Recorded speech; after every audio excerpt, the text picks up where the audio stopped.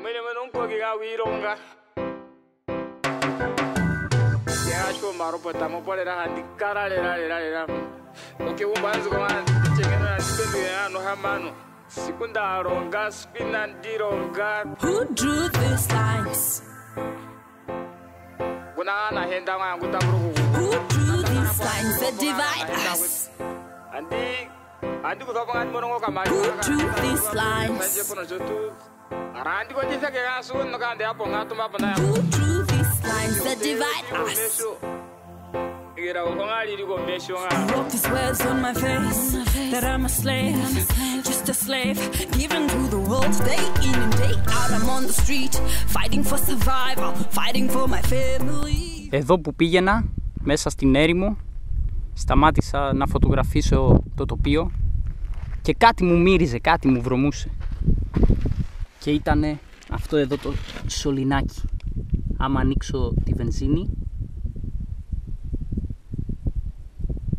βλέπετε που αρχίζει και μουσκεύει. Να το. Αρχίζει και μουσκεύει γιατί έχει ραγίσει, έχει σπάσει. Αυτό όμως το περίμενα εδώ και 1 χρόνο περίπου, επειδή το βγάζω συνέχεια για να γεμίζω την εστία μαγειρέματος από εδώ, βενζίνη. Το περίμενα εδώ και 1 χρόνο να κοπεί και έτσι έχω μαζί μου ένα εφεδρικό κομμάτι, έτοιμο μάλιστα κομμένο στο κατάλληλο μέγεθος και απλά το αλλάζω.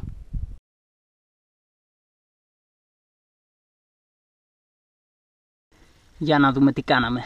Ανοίγουμε τη βενζίνη και δεν τρέχει τίποτε. Αυτό είναι.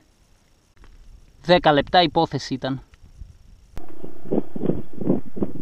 Και εκεί που πηγαίνουμε, να και ένα όριξ. Αυτό το είδος αντιλόπης είναι το εθνικό ζώο της Ναμίμπια. Ωραίο δεν είναι? Κοιτάξτε κέρατα. Το θηλυκό την έκανε τη δουλειά. Το κεράτωσε. Κοιτάξτε εδώ.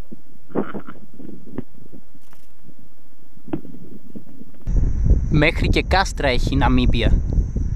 Το συγκεκριμένο χτίστηκε το 1908 από έναν Γερμανό αποικιοκράτη, όπως είναι το αναμενόμενο, και βλέπετε είναι πραγματικά σαν να είσαι στη Γερμανία.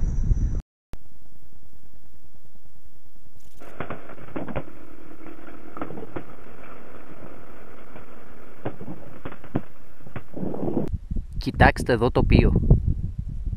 Μόλις έδισε ο ήλιος, έχει και πανσέλινο και θα κατασκηνώσω εδώ πέρα. Μόλις μαγείρεψα εδώ, έφαγα πορτοκαλί φακές με πατάτες, καροτάκια, πιπεριά και κρεμμύδι. Ωραιότατα ήτανε.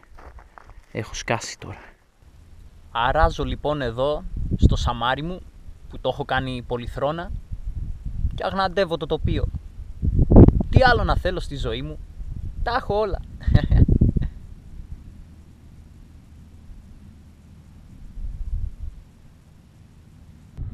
Αυτά εδώ είναι τα άγρια άλογα της Ναμίμπια.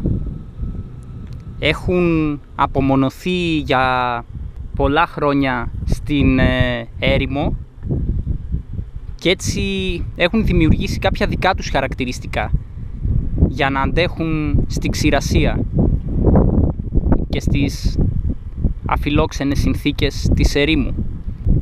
Έτσι οι επιστήμονες θεωρούν πως έχουν δημιουργήσει μια άλλη ράτσα που την ονόμασαν Ναμίμπ. Τα άλογα αυτά μπορούν να αντέξουν μέχρι και 5 μέρες συνεχόμενα χωρίς νερό. Τρώνε ακόμη και τα δικά τους ξεραμένα κόπρανα για να επιβιώσουν, αφού περιέχουν περισσότερο λίπος από ότι τα χόρτα.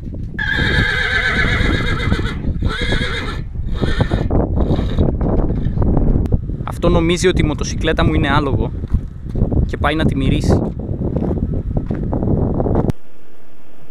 Εδώ κοιτάξτε άσφαλτο, καινούρια. Στη μέση της ερήμου.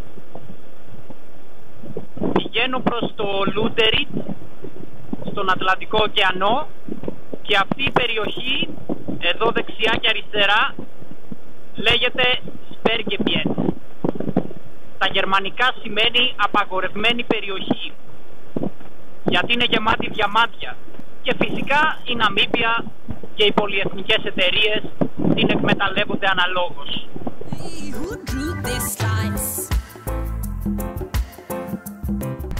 Το Λούντεριτζ είναι άλλη μια πρώην γερμανική πόλη που ιδρύθηκε το 1883. Η ακμή της όμως ξεκίνησε το 1909, όταν στην περιοχή ανακαλύφθηκαν τεράστιες ποσότητες διαμαντιών.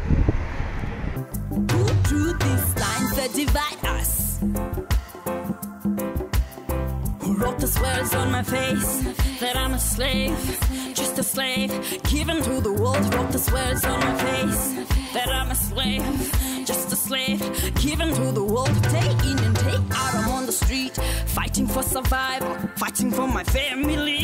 Day in and day out, I'm on the street, fighting for survival, hey, fighting for my family. Who drew these lines?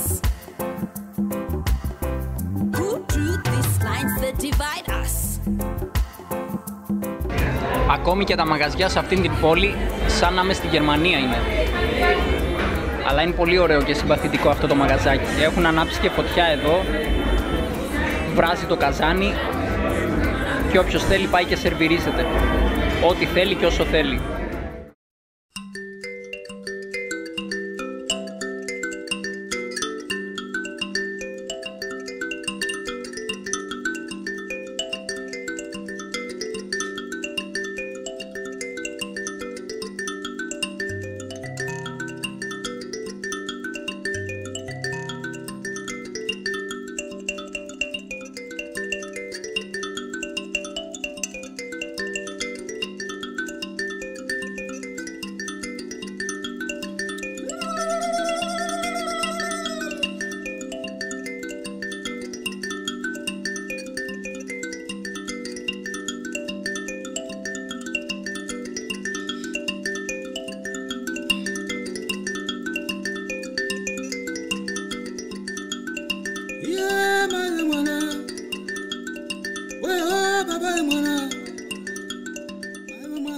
Εδώ τα παλαιότερα χρόνια επεξεργάζονταν το λίπος των φαλενών για να παράγουν λάδι.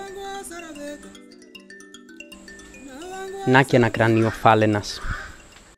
Αφού έκανα πάνω από 40.000 χιλιόμετρα, ήρθε η ώρα να αντικαταστήσω το μπροστινό γρανάζι της ΑΦΑΜ. Το παλιό βέβαια το έφτασα στην έσχατη κατάσταση που μπορεί να φτάσει ένα γρανάζι. Κοιτάξτε εδώ. Έχουν μείνει 4 δόντια όλα και όλα. Τα υπόλοιπα έχουν σπάσει όλα. Σε λίγο θα γινόταν στρόγγυλο το γρανάζι. Αλλά επειδή είχα μαζί μου το εφεδρικό που μου είχε στείλει extra products, δεν με ένοιαζε, δηλαδή το παρακολουθούσα το γρανάζι και το άφηνα μέχρι να φαγωθεί τελείως για να το αλλάξω. Τόσες χιλιάδες χιλιόμετρα κάνουμε. Άμα δεν φαγωθούν τελείως τα αναλώσιμα δεν τα αλλάζουμε.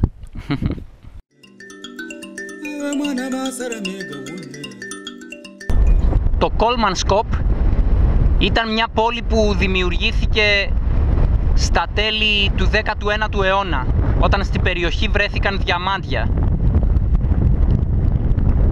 Οι Γερμανοί αποικιοκράτες την εκμεταλλεύτηκαν δεόντως και η πόλη εγκαταλείφθηκε το 1958, όταν βρέθηκαν πολύ μεγαλύτερα διαμάντια σε μια γειτονική περιοχή. Αυτό ήταν το σπίτι όπου έμενε η καταστηματάρχης. Εδώ ήταν το γραφείο της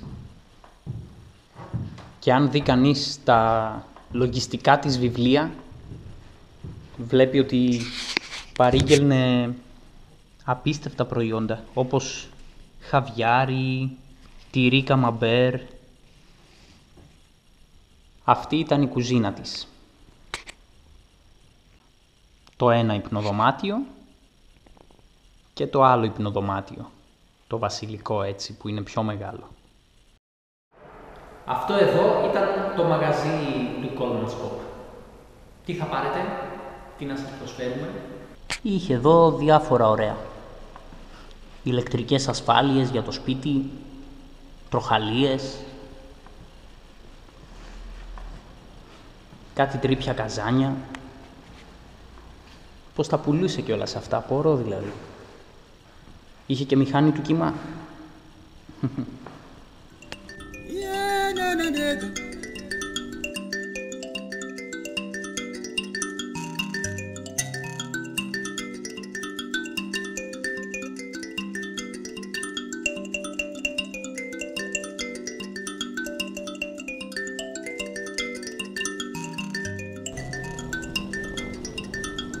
Η άμμος έχει εισβάλει σε όλα τα κτίρια. Έχει κάνει κατάληψη. Εδώ πέρα ήταν το νοσοκομείο της πόλης. Μάλιστα, αυτό το νοσοκομείο είχε και το πρώτο μηχάνημα για ακτινογραφίες στη Νότια Αφρική. Και θα μου πείτε, τόσο πολύ νοιάζονταν οι εργοδότες για την υγεία των υπαλλήλων τους? Όχι βέβαια. Το μηχάνημα δεν ήταν για να βλέπουν τα σπασμένα κόκαλα, αλλά για να βλέπουν αν κάποιος έχει καταπιεί διαμάντι, έτσι ώστε να το κρύψει και να το φυγαδέψει. Εδώ παράγονταν η ηλεκτρική ενέργεια για το κόλμανσκοπ με άνθρακα που εισάγονταν από την Νότιο Αφρική. Εδώ ήταν το κρεοπολείο. Βλέπετε και τους γάντζους από που κρέμονταν τα ζώα. Αυτό ήταν το παγοποιείο. Εδώ πέρα έφερναν νερό από τη θάλασσα, που είναι ιδιαίτερα κρύο σε αυτήν την περιοχή, λόγω του ρεύματος που έρχεται από την Ανταρκτική, και μέσα σε αυτά τα μεταλλικά δοχεία έβαζαν το πάγο. Το γλυκό νερό δηλαδή που γινόταν πάγος σε αυτά εδώ τα δοχεία. Και τα ψυγεία που είχαν στα σπίτια ήταν αυτά. Εδώ έβαζαν το πάγο. Αυτό είναι ακόμη κρύο άμα δείτε, είναι μεταλλικό. Εδώ έμπαινε ο πάγος λοιπόν και από κάτω έμπαιναν οι μπύρες των Γερμανών. Αυτό εδώ, στον τοίχο, τα άχυρα, ήταν για να μαζεύουν την υγρασία.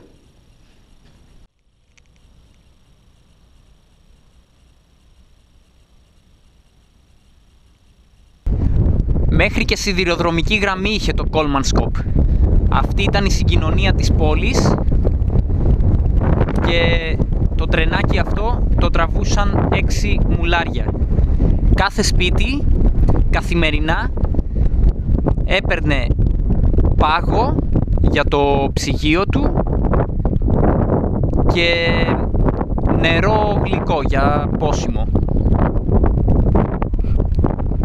Γιατί κατά τα άλλα κάθε σπίτι είχε βρύση με νερό που έρχονταν από τη θάλασσα, η οποία βρίσκεται μερικές δεκάδες χιλιόμετρα μακριά. Αυτά εδώ τα ίχνη, αυτό εδώ, είναι από μικρά δηλητηριώδη φίδια που βρίσκονται μέσα στην άμμο. Η έρημος μου έδειξε τα δόντια της. Με τόσο χώμα και τόση σκόνη και μάλλον με κάποια πολύ κακή ποιότητα βενζίνης,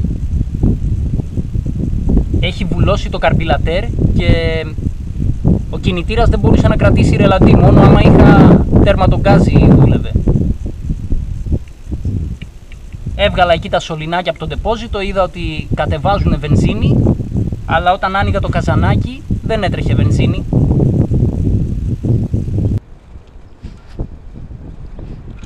Ώρα να βάλω το καρμπιλατέρ στη θέση του. Για να δούμε, ήταν όντως αυτό το πρόβλημα? Τώρα φαίνεται να λειτουργεί καλά. Κρατάει το ρελαντί του μια χαρά.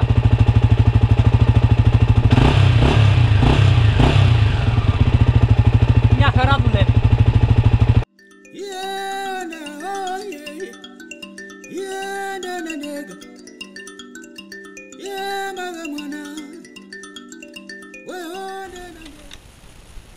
Δυστυχώς δεν έφταιγε το καρμπιλατέρ για τις διακοπές που έκανε ο κινητήρας. Πολύ φοβάμαι ότι το διάκαινο των βαλβίδων έχει μειωθεί υπερβολικά, γιατί ενώ θα έπρεπε να το ρυθμίσω στα 6.000 χιλιόμετρα, το αμέλησα και το άφησα το διπλάσιο.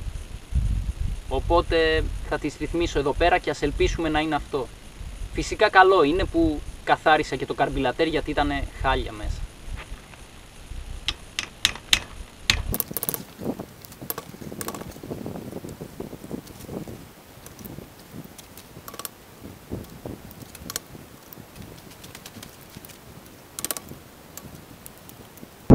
Τελικά δεν έφταιγαν ούτε οι βαλβίδες.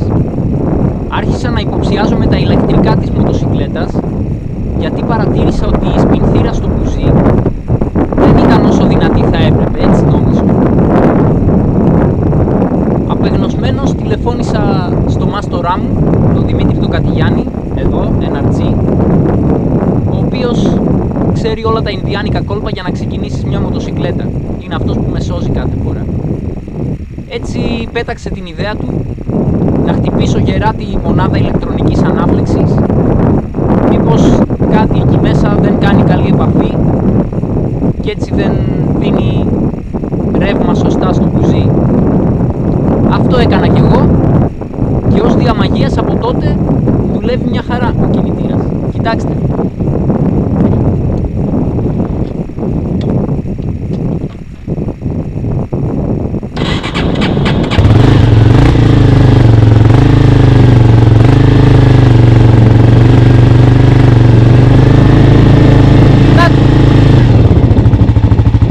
Κρατάει και το ρελαντί του, δουλεύει άψογα τώρα.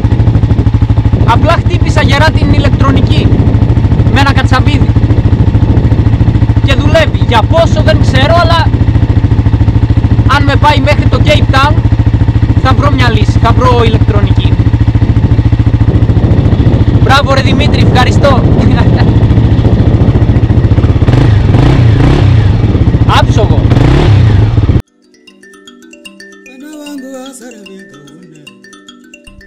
Αυτό είναι το Fish River Canyon. Θεωρείται δεύτερο μεγαλύτερο μετά το Grand Canyon, αλλά αυτό εξαρτάται από το πώς μετρά κανείς ένα φαράγγι. Πάντως σίγουρα είναι εντυπωσιακό. Μπορεί μάλιστα να κάνει κανείς πεζοπορία εδώ για 5 μέρες μέσα στο φαράγγι. Αυτό όμως γίνεται μόνο το χειμώνα, γιατί τώρα οι θερμοκρασίες είναι υψηλές, οπότε οι πεζοπορίες απαγορεύονται. Αφιέρωσα έναν ολόκληρο μήνα σε αυτήν τη χώρα που τόσα χρόνια ονειρευόμουν να εξερευνήσω. Κάλυψα σχεδόν 5.000 χιλιόμετρα, από τα οποία τα 3.000 ήταν μακριά από τη βαρετή άσφαλτο. Αυτό ξεπερνά ακόμη και τα ποσοστά εκτός δρόμου οδήγησης που απολαύσαμε στη Μαυριτανία, τη Γουινέα και τη Λαϊκή Δημοκρατία του Κονγκό. Η Ναμίμπια είναι σίγουρα μία από τις ιδανικότερες χώρες για να ζήσει κανείς την περιπέτεια και την απόλαυσα στο έπακρο.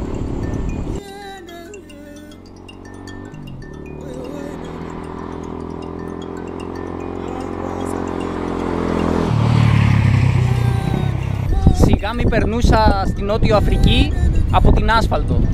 Έκανα αυτή την ωραία κομμάτινη διαδρομή.